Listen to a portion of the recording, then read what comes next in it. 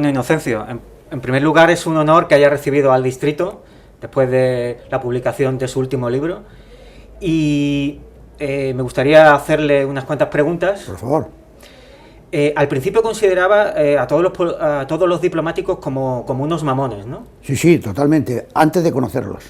Solo las referencias. Claro, ahí va yo. ¿Cuándo cambió su percepción o es que aún la sigue teniendo? No, pero que voy a seguir teniendo, si yo soy diplomático y he estado viviendo con ellos todo el rato. No, todo lo contrario, tengo la percepción contraria. Me cambié cuando vine a Madrid al principio de los 60 al servicio militar, yo era alférez de infantería, entonces conocí en un colegio mayor, no a uno, sino a varios diplomáticos, y me di cuenta que la mayor parte no eran mamones, sino todo lo contrario. No, pero mamones hay en todas las profesiones. Y los diplomáticos también, solo que eran minoría, y yo creía que eran mayoría. En todas las profesiones, los carpinteros hay mamones, en los inspectores de Hacienda hay mamones, en los políticos, en los periodistas, en todos, en los actores, pero no sé, en los otros son minoría o mayoría, ojalá sean minoría. En los diplomáticos son francamente minoría. Cuenta en su libro que el cine ha dado siempre una visión negativa de los diplomáticos. Sí, sí, en el cine... ¿Eso a qué se debe? Pues no sé, quizá una cultura que se crió en los años 20, 30 y 40, de que los diplomáticos eran unos metepatas, unas personas frívolas, petimetres, ¿no?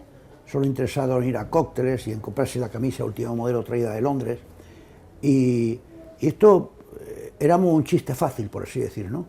Y entonces varios escritores hicieron comentarios un poco, hasta el propio Ortega y Gasset, totalmente estúpidos sobre la profesión, desconociéndola.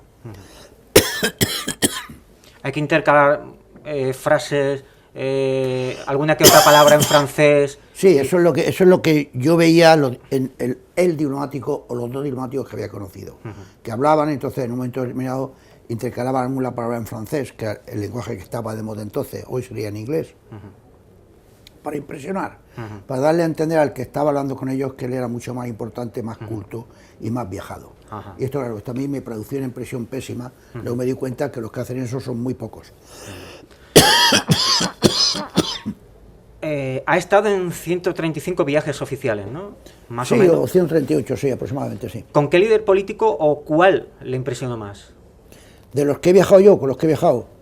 De cualquier país, no hace falta que sean españoles. Bueno, pues yo siempre digo que el líder político que me ha impresionado ha sido Simón Pérez, el recientemente fallecido político israelí. Era un tipo inteligente, coherente, que iba al grano, que no metía la pata, brillante y con sentido del humor. Que es muy difícil, ¿no? Sí, y el sentido del humor es más importante de lo que parece en las relaciones diplomáticas o en las relaciones normales, ¿no? Porque esto distiende la atmósfera, parece que no debes pasarte, no debes ser el bufón del reino, claro, ¿no? Pero que tienes algo de sentido del humor, yo creo que te ayuda mucho. A un diplomático, desde luego. Le quitas trascendencia, ¿no? Le das trascendencia y a la otra persona le hace sentirse más cómoda, le hace reír y le hace sentirse más cómoda. Pero como digo, sin exagerarlo, sin exagerarlo. También dice en su libro que Zapatero se encontraba incómodo en el exterior. Sí, Zapatero, yo en mi escrito, en mis libros, no juzgo la política interior de Zapatero, cuando él la ejercía y no estaba aquí, tampoco estaba tan familiarizado, pero su política exterior, él se encontraba incómodo cuando se iba al exterior o cuando tenía entrevistas con líderes extranjeros. Probablemente fuera un problema del idioma, pero no solo, porque Adolfo Suárez también tenía el problema del idioma y no se encontraba incómodo. Pero Zapatero iba a una reunión internacional o una visita bilateral a Alemania o a donde fuera, a Argentina. Bueno, Iberoamérica la pisó poco, pero se encontraba incómodo. Estaba deseando que terminara la visita y estaba deseando que terminara la entrevista con la persona en cuestión. ¿Y a qué se debe que nuestros políticos no hablen lenguas? Excepto quizás un poco Felipe González francés, ¿no? Exacto. Aznar aprendió... Aznar hablaba francés en su época, yo recuerdo cuando vino Kofi Annan hablaba francés, y luego después ha aprendido inglés, es la verdad, aunque a la gente no quiere admitírselo porque Aznar está demonizado. Pero sí, lleva usted razón, de todos los políticos de la democracia española, todos los políticos, todos los presidentes de gobierno, incluido el actual, Rajoy, ninguno hablaba inglés. Y eso es una cosa insólita en un país europeo. Yo he vivido en Portugal y de los políticos importantes, más de la mitad hablaban inglés con bastante fluidez, más de la mitad. Y en Italia ocurre igual. O sea, que es una cosa insólita. En Francia, como están muy pagados de su lengua, muchos de ellos no hablan inglés, pero algunos sí hablan inglés. Chirac hablaba inglés. Es decir, que lo nuestro es insólito. Sí. La próxima generación, el próximo presidente, que no sabemos quién será, pues espero que por fin hable inglés, porque es que es la lengua del mundo. Claro, claro, y yo creo que también puede haber hecho mucho daño que aquí, por ejemplo, se han doblado siempre las películas, que en Portugal no se doblan. No, el problema no se dobla. Bueno, esa puede ser una causa, pero hay otros países en que quizás se doblen poco, y sin embargo los políticos se han preocupado, no todos, si lo raro es que no haya ninguno que hable inglés, o que lo entienda bien, lo entienden poquita cosa. Esto es lo raro, es que había un descuido en España por los idiomas, y por otra parte la generación esta de los políticos ha tenido más contacto con el francés, sobre todo los de la primera época, que con el inglés. Pero claro, es que la lengua universal es el inglés. No, es así, la lengua comercial. Claro. ¿Se ha dejado muchas cosas en el tintero que se publicarían más adelante? Yo no me he dejado muchas cosas en el tintero, pero me he dejado algunas. Unas que se pueden publicar más adelante, que está la cosa fresca todavía, y otras que sinceramente no debo publicar porque sería un poco llamativo. Pero sí, me he dejado algo en el tintero. Tampoco tanto, ¿eh? Ajá. ¿Cuál fue el viaje más conflictivo que tuvo? Bueno, conflictivo, quizá apasionante o novedoso, y potencialmente conflictivo fue cuando fuimos a Cuba con Adolfo Suárez, pero resultó muy bien, porque, claro, Fidel Castro estaba aislado, y que fuese un presidente de un país occidental, democrático, como era España ya, eso era bueno, muy bueno para Cuba. Y, por supuesto, estuvo muy simpático con Suárez, muy simpático. ¿En la distancia corta cómo era Fidel? ¿Suárez? No, Fidel. Ah, Fidel.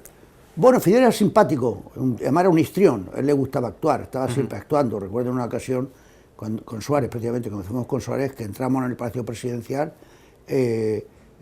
dentro de su palacio, o de la presidencia, como se parecía yo, ¿no?, llevaba revólver. Eso es ser un histrión, ¿no? Es decir, claro, tú no puedes...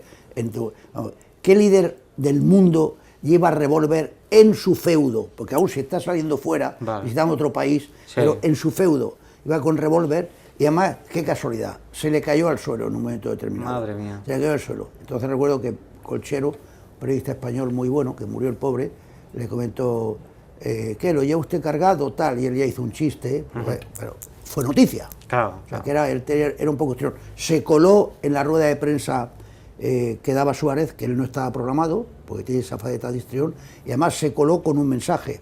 En un momento determinado, sin venir a cuento, no venía a cuento para nada, dijo, intervino en una pregunta que era económica o algo así, y de pronto dijo, y es que el gobierno de Cuba no puede olvidar, y le está agradecido a España y al jefe del Estado anterior, porque no sucumbió a las presiones del imperialismo, siguió comerciando con nosotros, mantuvo la línea aérea, Iberia ha venido siempre aquí.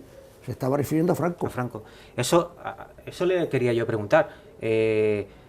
Franco y Fidel tenían muchos puntos en común. El antiamericanismo, por ejemplo, ¿no? Bueno, Franco no era tan antiamericano. No era tan antiamericano. ¿Pero llegaron a ser amigos, o pese a la ideología? No, nunca se vieron. Pero sin embargo sí tenía ese punto en común de ser muy nacionalistas los dos. Fidel Castro con esa punta de antiamericanismo, y Franco no era antiamericano. Lo que pasa es que en un momento determinado él los cortejó cuando estaba totalmente aislado, y luego cuando ya la Guerra Fría, España se convirtió en un lugar privilegiado para instalar bases, entonces él se dejó querer por los americanos, pero él no, era nacionalista, pero no que fuera antiamericano. Le dedican en su libro también un capítulo a Clinton, ¿no? ¿Qué cualidades tenía, teniendo en cuenta que solo se le recuerda por la infidelidad?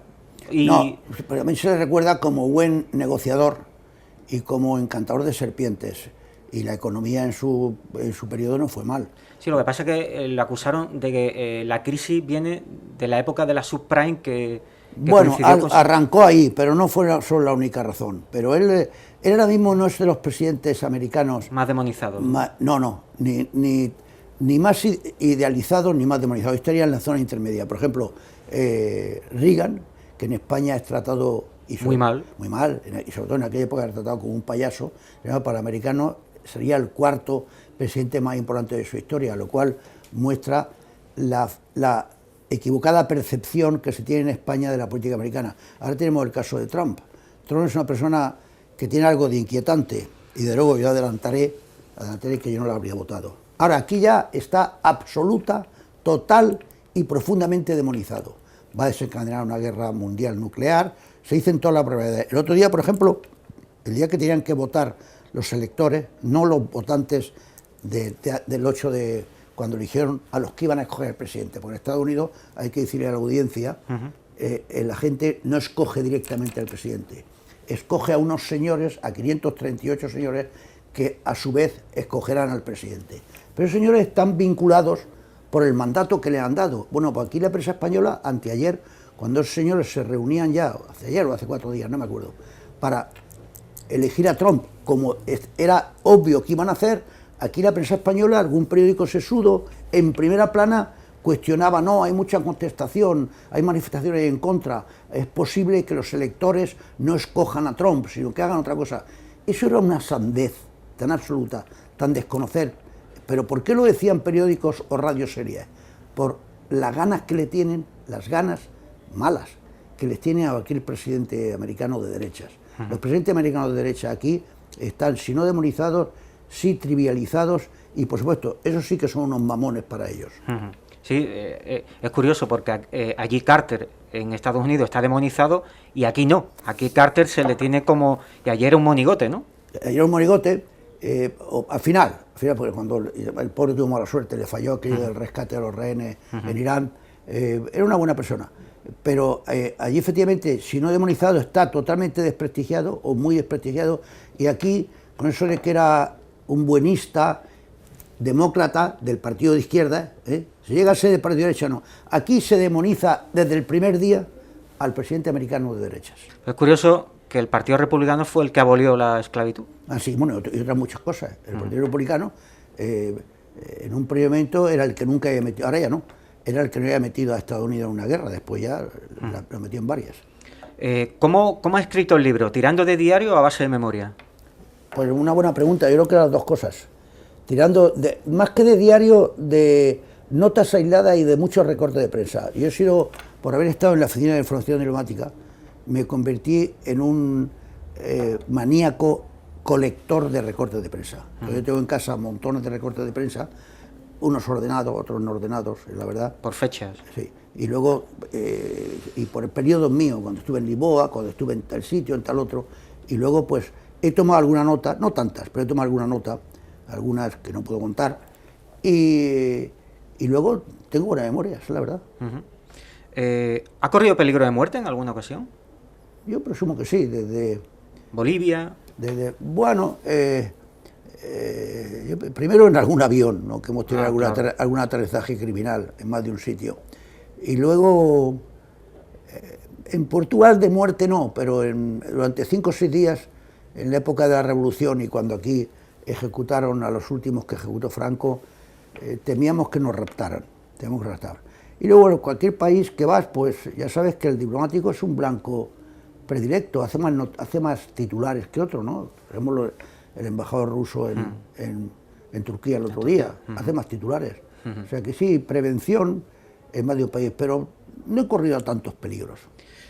Ha vivido numerosos acontecimientos importantes en política internacional, el ingreso en la OTAN, la guerra del Yom Kippur, pero se queda con la transición, ¿no? Sí, yo creo que ¿Por qué? Bueno, porque era algo muy ilusionante para una persona de mi generación.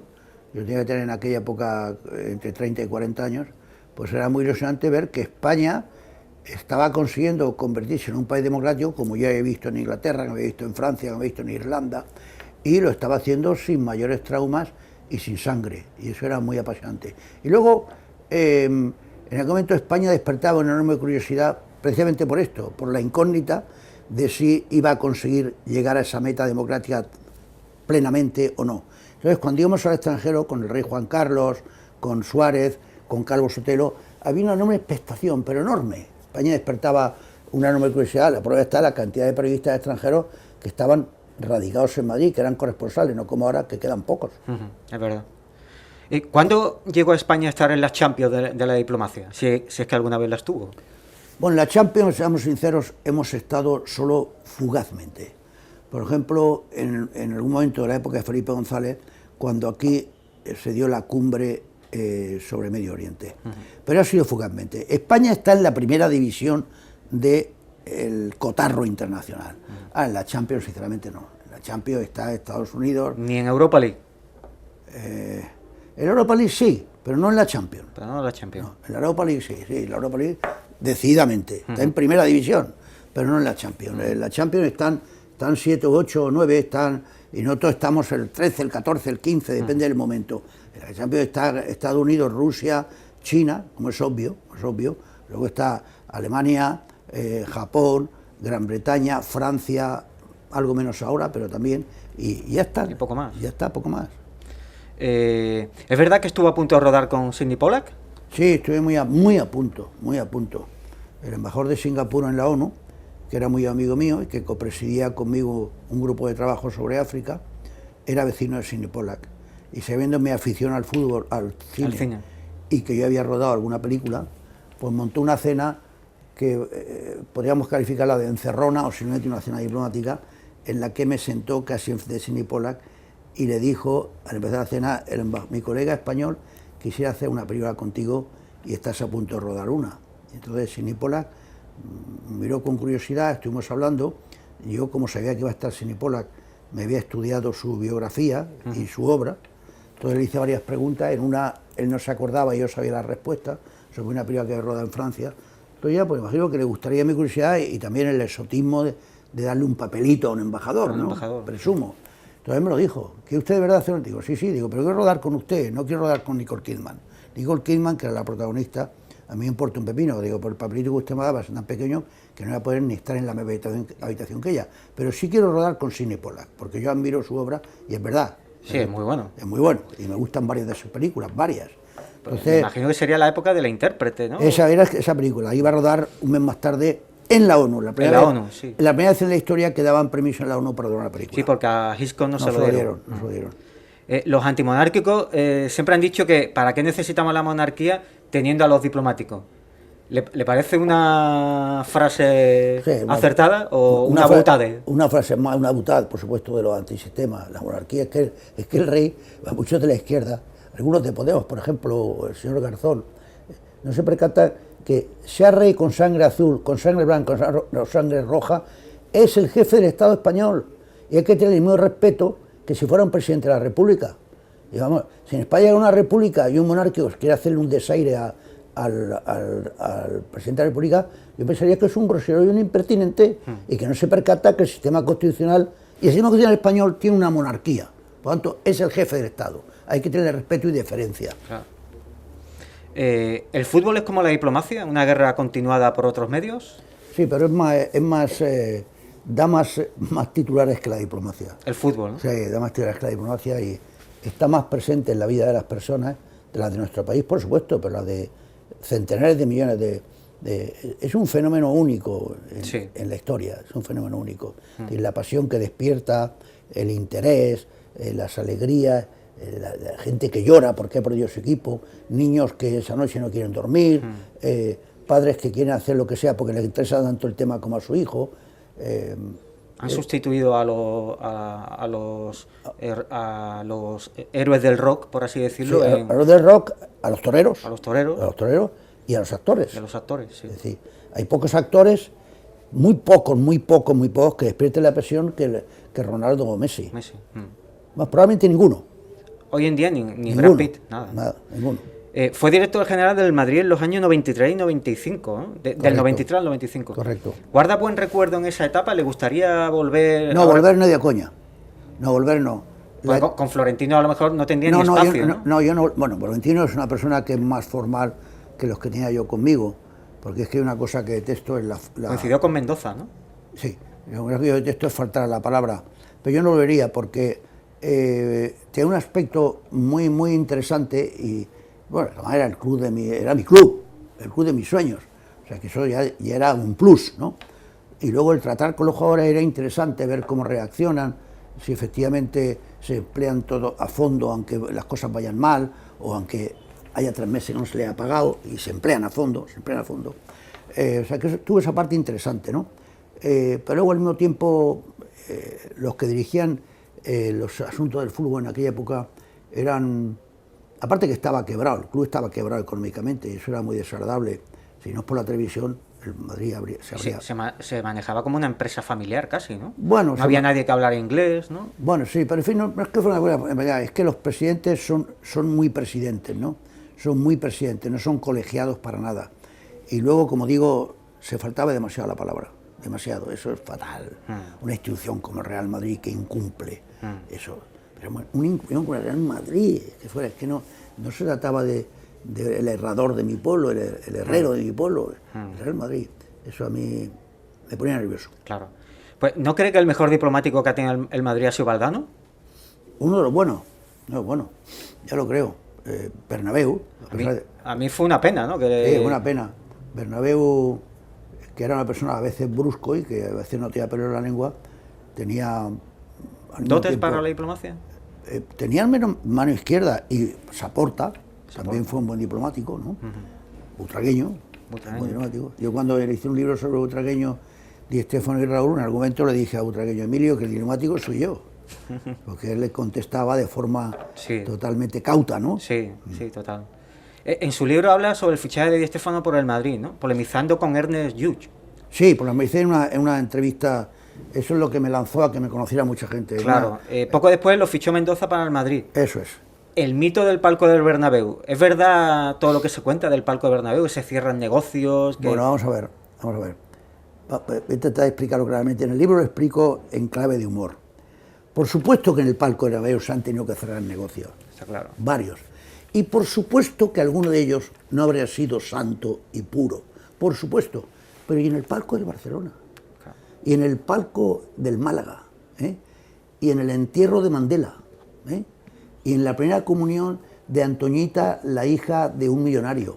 En todo sitio que se reúnen hombres de negocios. No puede estar hablando del tiempo. Hombre, en estos días, si es en Murcia o en Alicante, tienen que hablar del tiempo, pues es una catástrofe. Pero no puede estar hablando del tiempo, tienen que hablar de política, de negocios, de la vida. Y cuando hay políticos, pues probablemente hablen con ellos de asuntos comerciales. Y al hablar de asuntos comerciales con ellos, pues seguro que alguno de ellos no es limpio. Alguno. Yo creo que la minoría, pero alguno de ellos no es limpio. Ahora, el palco del Madrid huele el azufre de la corrupción, y en el palco del Barcelona no, o en el palco del Teatro Real... Pero parecía más adulto. Y cuando dijo Errejón esa frase, yo soy madridista... Pero no iré nunca al Bernabéu. Pero nunca lo veo, porque allí se han hecho unos negocios. Yo pienso, bueno, pero este hombre tiene 24 años y es profesor, o tiene 14 y está aún en la luna. Sí, parece que es virgen. Exacto. Pero ¿cómo puede una persona... yo hubiese estado al lado y le hubiese dicho, no sé cómo se llama, Carlos, no sé cómo se llama. Íñigo Errejón. Íñigo, ¿tú cuánto tiempo hace que te afeitas? Bueno, yo, ¿cómo? Digo, sí, ¿cuánto tiempo te afeitas? Bueno, pues de los 15 años, o sea que 19. Y me dice esta machada de que digo, y en los pasillos de las Cortes no se habla de negocios. Claro. En una procesión de Sevilla, mientras cantan una saeta, los que están al lado, termina la saeta, y que se ponen a hablar de la Virgen todo el rato y del tiempo, pero ¿de qué vas, macho? Claro. No, se cree que no... Cualquier sitio que no caído de un guindo, ¿no? Un evento, que una concentración, una boda de alguien en una boda en un pueblo, bueno, pues va la gente del pueblo y de los pueblos vecinos. Pues si son comerciales, tendrán que hablar de sus negocios. Otra cosa es que alguno de esos negocios no sea puro. La dudosa reputación de la OTAN. Habla... Bueno, ese es el título que le he dado porque la OTAN, que era una institución que había sido defendida incluso por el Partido Socialista, pero dado que no dejaban entrar a Franco, los socialistas que estaban en el exilio hablaban de la OTAN, ¿no? Pero sin embargo luego fue un poco estigmatizada por el PSOE de Felipe González, precisamente para que no se le escaparan las elecciones, porque pensaban que con eso. Entonces montaron ahí una campaña de... Felipe González era muy persuasivo, en la televisión el político más persuasivo que hemos tenido, en el tete a tete, así en instancia corta, Suárez es probablemente el mejor, pero en la televisión, y entonces dieron a entender que la OTAN era una señora de dudosa reputación y que coquetear con ella o meterse en la cama con ella iba a ser muy perjudicial para España. Luego Felipe González, como es un tipo listo y tiene sentido del Estado, cuando llegó al poder se dio cuenta de que eso era una chorrada, Entonces tuvo que rebobinar y montó el referéndum para quedarnos. Pero durante años la OTAN tuvo dudosa reputación porque se le había creado el Partido Socialista, que luego rebobinó. Felipe González con valentía rebobinó. ¿No cree que el único partido que nos podía en realidad meter en la OTAN era el PSOE, igual que el único partido que en España tuvo que quitar la mili era el PP? Porque si pasa al revés, bueno, está bien visto, está bien visto. Era el único partido que nos podía haber metido sin polémica. Claro, porque si polémica. Nos meten la OTAN el PP... Claro, lo meten en el Parlamento y se lía. UCD, como la hizo UCD, y el Partido Socialista se pone en contra, está claro que se lía. Está claro que se lía. O sea que efectivamente, lo que ocurre es que el Partido Socialista, aparte de que Felipe González había visitado Moscú 3 o 4 años antes y había firmado un comunicado ingenuamente en el que convenía con los rusos en que no era bueno que ningún país entrara en ninguna de las dos alianzas militares que había, ni en la OTAN ni en el Pacto de Varsovia. Eso fue un desliz que tuvo Felipe. Luego, todo el Partido Socialista vio, denigrando a la OTAN y haciendo ver que España va a estar al servicio de Estados Unidos, vamos a sacar más votos. Y entonces lo hicieron. Luego, claro, luego tuvieron que rebobinar y emplearse a fondo para convencer a los españoles, para desconvencer a los españoles de que la OTAN era una señora de mala reputación. Y habla también en su libro de esa antipatía hacia todo lo norteamericano, ¿no? Sí, en España... En España sobre todo, ¿no? En España, en Europa, en varios países, en Francia también, pero en España desde luego, la política exterior americana... ¿De dónde procede? Sí, bueno, se pueden citar varias causas. Primero, que fue el último país con el que tuvimos una guerra. O sea, que la generación de hace 40, 50 años recordaba que sus padres habían luchado en esa guerra. Luego, que Estados Unidos había apoyado a Franco con las bases, entonces fue un balón de oxígeno brutal para Franco, la llegada de los americanos.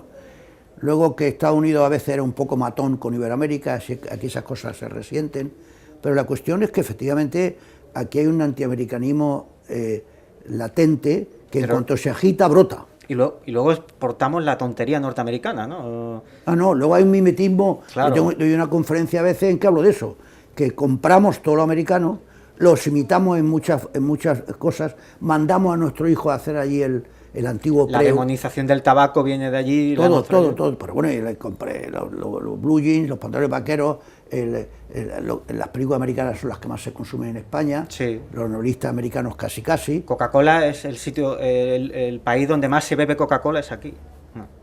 Y luego, sin embargo, hacia la política exterior tenemos una desconfianza, en ocasiones razonable, en otras cosas racionales no razonables y en ciertas ocasiones disparatadas.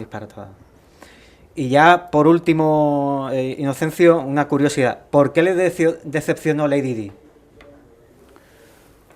Bueno, primero yo pensé que no era excesivamente aguda, excesivamente inteligente. Yo estuve charlando, yo creo que yo ni abrí la boca, estaba en un grupo con los periodistas, estuvimos hablando en la Embajada de España, yo estaba allí en el grupo, yo creo que no le pregunté nada, pero los periodistas le preguntaban.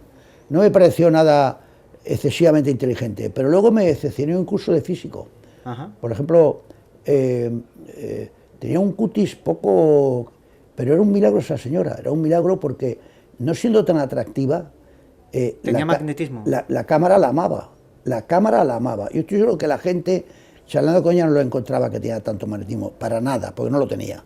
Pero la cámara la amaba.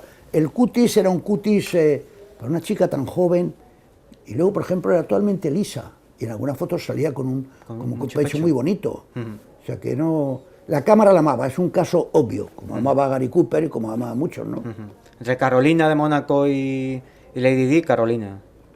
Bueno, quizá me gustase más Carolina, aunque Carolina no he podido ni siquiera estar en una conversación en la que ella participase. Bueno, Inocencio, ha sido un placer esta charla, que más que una entrevista ha sido una charla, sí. Y encantado de conocerlo, y ya nos veremos en otra ocasión. Ojalá, ojalá. Vale. Hasta luego, es suerte y éxito. Muchas gracias.